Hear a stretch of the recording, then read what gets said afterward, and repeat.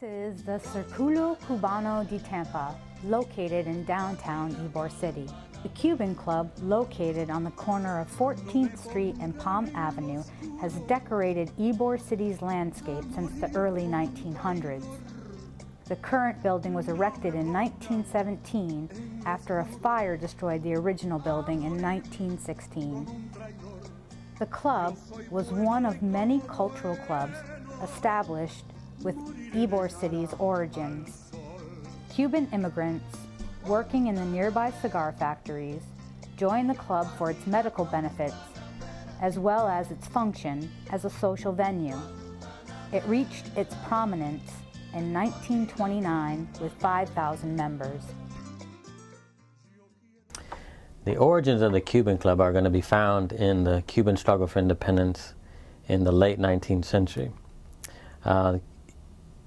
Beginning in 1886, several thousand Cubans began to settle in Ybor City and eventually in West Tampa. They came here primarily to work in the cigar factories that were started up by Vicente Martinez Ybor, Ignacio Haya, and many others between 1886 and 1900. The presence of these factories attracted a large Cuban exile community. They fled conditions in Cuba to work in the factories, but they always dreamed of returning to their homeland. So they considered themselves temporary residents. And eventually, the club would be organized as a mutual aid society. A few years later, they would then add medical services to the services that they provided to the membership. And once they began to do that, membership began to soar. As a typical mutual aid society, the workers banded together, gaining strength in the process so that they could provide themselves with medical coverage, insurance essentially, that they did not have in the cigar factories.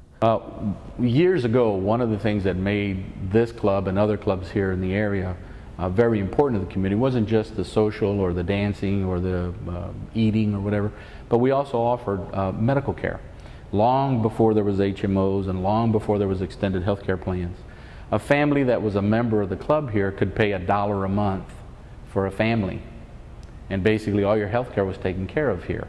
Now, if in the event you needed to have surgery, then you were referred to Gonzalez Clinic, which was directly across the street from here. But as far as your everyday medical care, your flu shot, check for a sore throat, I need to have my eyes examined, everything was done here for them. That wasn't, however, the only function that this played in Tampa society at the time. The Cuban Club and its historic building, which was built in 1917, became a symbol and a center for Cuban social cultural life in Tampa Bay.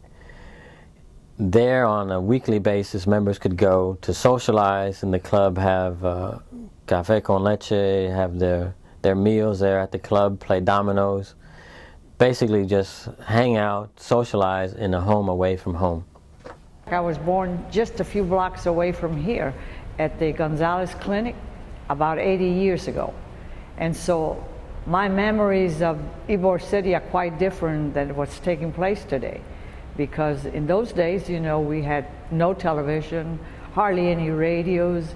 So our means of entertainment was to come to the clubs. And fortunate for me, my parents were members of the club, so most of our social events would take place here. I remember this particular booth here where my mother used to buy the tickets so we could watch the live performances.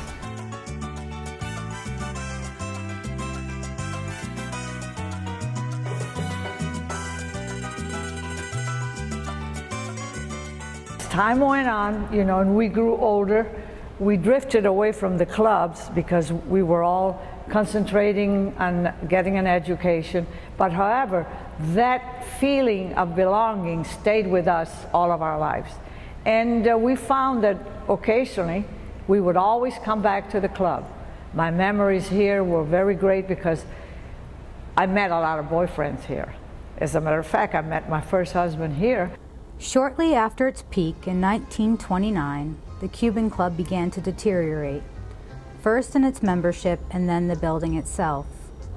A series of social, economic, and political factors contributed to the decline. The stock market crash of 1929 and the depression that followed, World War II in the 1940s, and the Cuban Revolution of the 1950s meant that more residents were moving out of the community, which in turn left fewer members looking to join the club. The Cuban Club hit its lowest peak in the late 80s and early 90s with deep financial troubles. The Cuban Club even found it difficult to support the basic maintenance of the building. Its membership was down to about 25 people, and most of them were over 65 years old. They needed an infusion of new blood, young blood particularly, of course, and because of my family's background, I knew that it was very important to the community and to my family and to me personally to make sure that this club survived for another 100 years. In 1992, the Cuban Club began a mission to restore both its membership and its rundown building. Through fundraising and preservation grants, the Cuban Club Foundation was able to begin restoration on the historic building. One of the things that I feel very strongly about is the rebirthing or the revitalization of the Cuban Club, being one of the last social clubs in Ybor City, is that it creates again an environment where we serve the community, where we have a chance to bring in people from different cultures, even people within our own culture, and show them what historically has been done in this community over 100 years ago. It also acts as a catalyst for bringing in a diverse group of people from out of the state that have wanted to see what the historical cigar city, Ybor City, is all about. And by doing that, I think we introduce a whole new generation of people to what really caused or what really brought Tampa to its level of prominence. By hosting social events and the creation of a new social club called the Mambi, which marches in local parades, the Cuban Club was able to attract diverse and younger members into the club. Gasparilla parade to get drunk and just have a good time and socialize. I've been a member for about 3 years, and as I went along, I got to know the people here, and they were just like the most beautiful people that you can imagine. Being a non-Hispanic, they welcome me in like one of their own. They look after you, they take care of you. It really is like a family here. Over time, there's been this sort of disconnect between young people, our children, our grandchildren, and sometimes our culture. So one of the things that we've done and recognized as a vision for the Cuban Club is to reconnect that, to have social events that children, the young teens need to have in order to meet their friends, maybe meet relatives they didn't know they had, cousins that were lost within the community. Hi, my name is Marco. I've been a member of the Cuban Club for 3.5 going on 4 years. Worked a couple of events and some favors. I liked it. I like how the building is ran. I like what it's all about. I hope to see the Cuban Club in the future go a long way, spreading that Cuban culture, that Cuban heritage in that Tampa Bay area. Like I said, it's great. I love it, and have fun. It's part of my life. I'm currently a member of the Cuban Club and the current princess. I've been a member for about 2 years, since about 2005.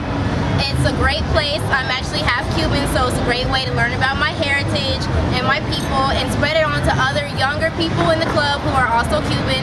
Try to let people know exactly how our lives are now and how to better Cubans who live here in Florida, around the world, and who are still in Cuba. We also bring back what is and what made Tampa what it is, which is the reason why people moved here from all over the country. But they're here because there is a flavor to Tampa that stems from the Hispanic, Italian, Spanish, German cultural community that was the backbone of this community. People travel from all over to come here and see us. So I think we need to give them more than just a street or a building. They need to understand the flavor of the community. So to do that, you need to go in and stop in a little shop, smoke a little cigar, drink a little wine, watch the people walk down the street, share those moods and those emotions that have carried us for over 100 and some years. And we go back to that same thought of creating that magic moment, that memory that friends or visitors can take back with them and go, what a great place to go to.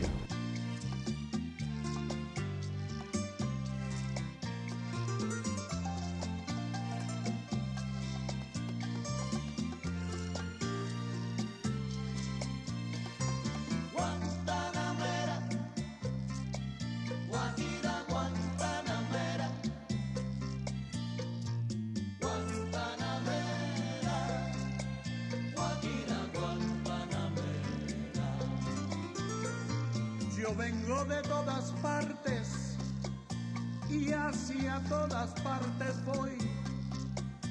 Yo vengo de todas partes.